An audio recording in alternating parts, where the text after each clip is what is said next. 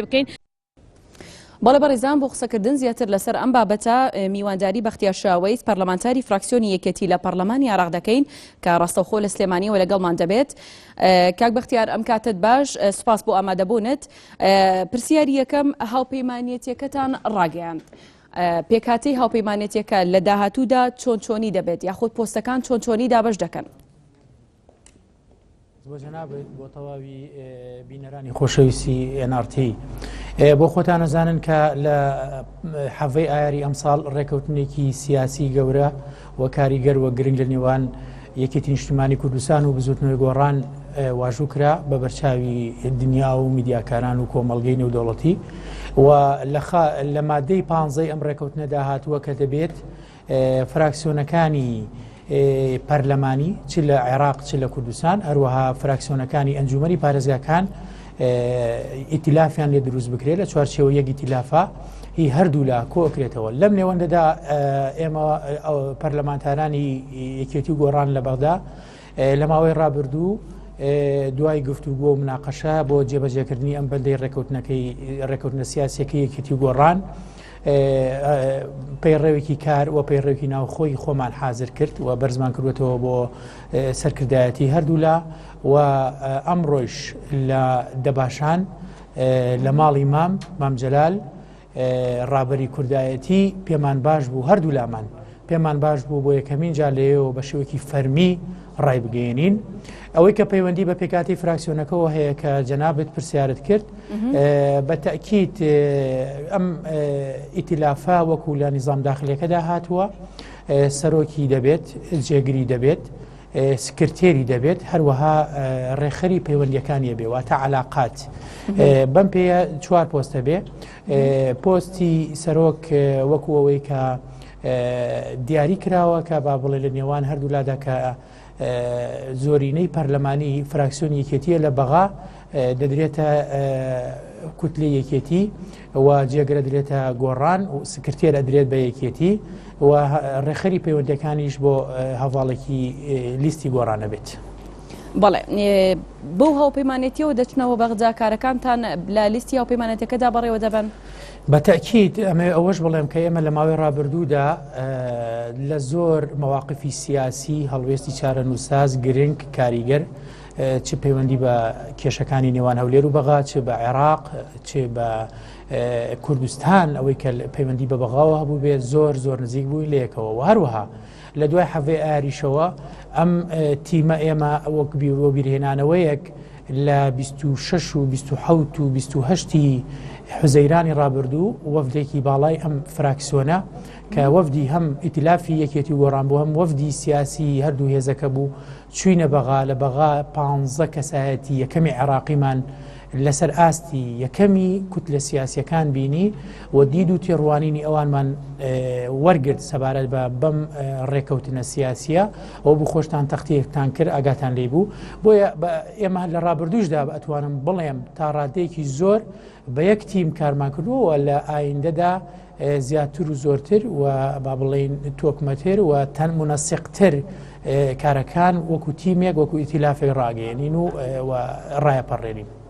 بەڵێ کاک بەختیار، ناوی هاوپەیمانێتەکە تا ئێستا دیاری کراوە یاخود ئەگەر دیاری کراوە ناوەکەی چییە؟ لە ڕاستیدا یەک دوو بۆ چوون هەبوو،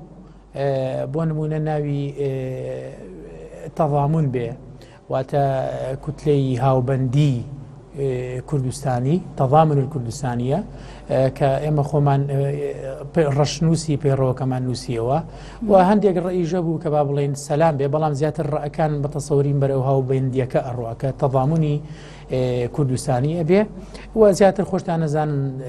زۆربەی ئەم ناوانە ئەتوانین بڵێن لە ڕووکاردایە، بەڵام گرنگ ناوەڕۆکە گرنگ کاری هاوبەشە کە با بڵێن ئیتیلافی یەکێتی و گۆڕانە. بەڵێ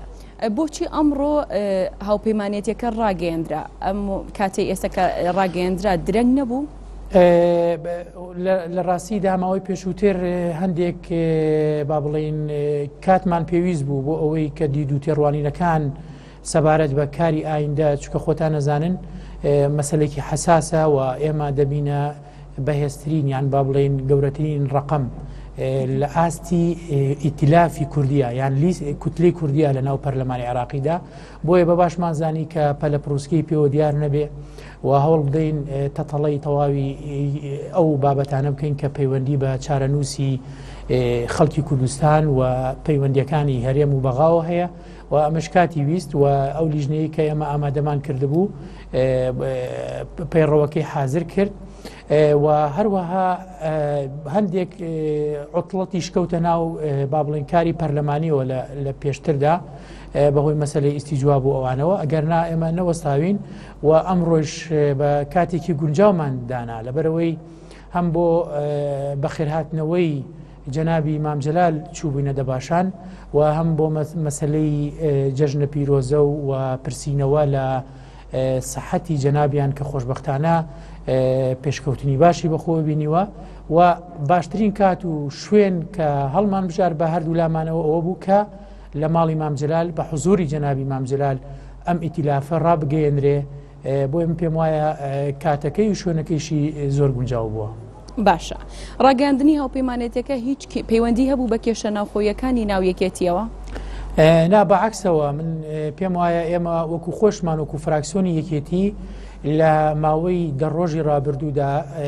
زۆر هەموو برادران لە ناو فراکسیۆنەکە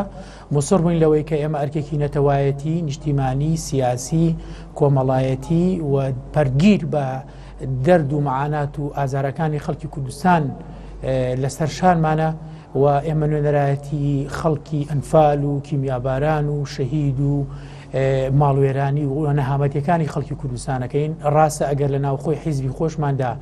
جۆرێک لە بیر و بۆچوونی جیاواز وە کێشە سەر هەڵبدات نابێ ئەمە ڕنگ بداتەوە لە ناو خۆماندا و هەواڵان زۆر مصر بوون لەسەر ئەوە و خۆشتان ئاگادارن کە هیچ هەواڵێک لە چوارچێوەی سیاسەتی یەکێتی نیشتیمانی کوردستان کە ئەندامی پەرلەمانی عێراقا لەسەر یەکێتی لەسەر فراکسیۆنی یەکێتی بیر و بۆچوونێکی وای دەرنەبڕیوە کە پێچەوانەی استراتیژی هەمومان بێ بۆیە هیچ پەیوەندی بۆ نەبووە بەڵکو کاتەکان هەم پەیوەندی بە چکە خۆتان نەزانن ئێمە دوو لایەکمان گرتووە هەمووی ئێمە تەحەکومی پێوە ناکەین تا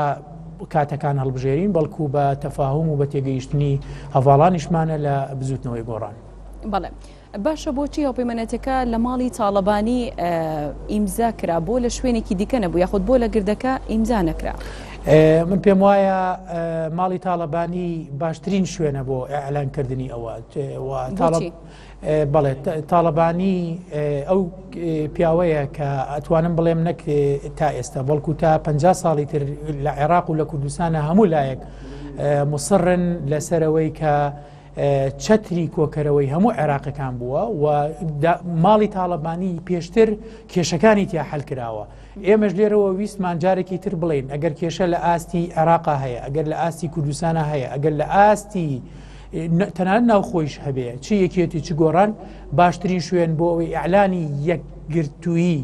یەکگرتن تەبایی یەک ریزەکان و یەک دەنگی یەگەڵوێستی پێ بریتە لە ماڵی مام جەلال و هەر ئەمە بوو واشی کرد کە هەواڵانمان لە بزوتنەوەی گۆڕان بێ چەند و چۆن ئەم شوێنەیان هەڵبژارد و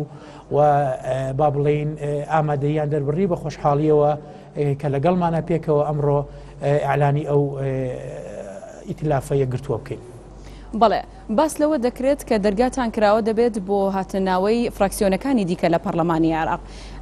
ئێوە وەک فراکسیۆنی یەکێتی و هەروەها فراکسیۆنی گۆڕاژ هیچ مەرجتان هەیە بۆ هاتنناوەی فراکسیۆنەکانی دیکە؟ لە ڕاستیدا هەر لە سەرەتاوە ئاماژەمان بەوە کرد کە لە حەڤەی ئایارەوە هەم لە ئاستی حیزبی هەروەها لە ئاستی پەرلەمانیشدا کە ئەم ڕێکەوتنە ڕێکەوتنێکی داخراو نییە ڕێکەوتنێکی شەفافە ڕێکەوتنێکی کراوەیە بە ئاراستەی خزمەتکردن بە خەڵکی کوردستان بە ئاراستەی چارەسەرکردنی قەیران و گیر و گرفت و کێشەکانی خەڵکی کوردستان بۆ ئەمە بەستە کە ڕێکەوتنێک شەفاف و کراوە بێ و هەمووتان بینیتان هەر لە یەکەم ڕۆژەوە لە کەناڵەکانی ڕاگەیاندن لە سایتەکان لە ئامڕازەکانی تریگەیاندن بە بینرا و بە بیسترا و بە نووسرا و بە هەموویەوە بە ئەلیکترۆنی هەمووی لە مەراسیمی واژۆکردنی ڕێکەوتنەکەدا شەفافانە بڵاو کرایەوە بەشێک وە خاڵێک با بڵین لەم چوارچێوەی ئەم ڕێکەوتنەدا بریتە لەوەی کە ئیتیلافەکان بەکراوە یەمێنەوە هەر هێزێکی تر هەر کیانێکی تر هەر حیزبێکی تر بەمەرجێک کە پابند بێ بە ئەساسیاتی ڕێکەوتنی سیاسی نێوانێکێتی گۆڕان دەتوانێت بەشدار بێ لەم ڕێکەوتنەدا و بگرە بە خۆشحاڵیەوە پێشوازی لێ دەکرێت و دەتوانم بڵێم زیاتر ئەبێتە عاملێکی خێر بۆ چارەسەرکردنی قەیران و گرفت و کێشەی خەڵک لە هەرێمی کوردستانە. باشە بە هاوپەیمانێتەکەتان لە بەغدا دەبنێ یەکەم هاوپەیمانەتی کورد لە بەغدا کاردانەوەی فراکسیۆنە کوردیەکانی دیکە لە پەرلەمانی عێراق تا ئێستا چۆنی بۆ سەبارەت بە هاوپەیمانێتەکەتان تا ئێستا هیچ شتێکی ڕسمیمان بەدەست نەگەشتووە ڕەنگە لێرە و لەوێ لێدوان هەبوو بێت و بە تایبەتی نایشارینەوە کە ئێمە ئەو کاتە ئەو وەفدە بووین ئەو چوار هەواڵەی کە چوو بووین چوار پێنج هەواڵەی کە چووینە بەغا هەندێک پەرلەمانتار کە ڕەنگە تعبیر بێت لە ڕەئی خۆی و شخصی خۆی قسەی نابەجێ لێرە و لەوێ سەبارەت بە ئێمە دەکرد وەکو ئەوەی کە ئێمە چین هەرێم جیا ئەکەینەوە بەشی سلێمانی و خۆتان ئاگادار بوون و هەموو شتەکانیش دەرکەوت کە تەنها بڵقی سەر ئاو بوون و هیچ حقیقەتێکیان تێدا نەبوو چونکە دوومان زیاتر تێپەڕیوە بەسەر و سەردانی ئێمە بەڵکو سەردانەکە دوای ئێمە سەردانی تری بەدوا هات ئەوە بوو سەرۆکی حکوومەتی هەرێمی کوردستانیش هاتە بەغدا و داوای ڕێکەوتنی کرد و جۆرێک لە با بڵێن سەرەتایەک بوو بۆ ئەوەی کە ئەو دردۆنگیە و ئەو دۆخە قەتیسماوەی کە لە نێوان هەولێر و بەغا هەیە بپچڕێت و نەمێنێت بە سەڵەکەکە بتوێتەوە لەبەرەوە ڕەنگە لە ئایندەشدا لەم چەند ڕۆژێشدا هەندێک کەس بەتایبەتی لەو خاڵەدا کە ئەبینە یەکەم هێزی ڕقەمی ناو کوتلەی کوردی لە ناو پەرلەماندا ئەمانە دڵگران بنیان با بڵێن ناڕەحەت بن بەڵام ئەوە واقعی سیاسی و ئەوە جۆرێکە لە ڕێکەوتنی سیاسی و هەمومان ئازادین کە چۆن ڕێکەوتنەکەین و چۆن تەعاملەکەین.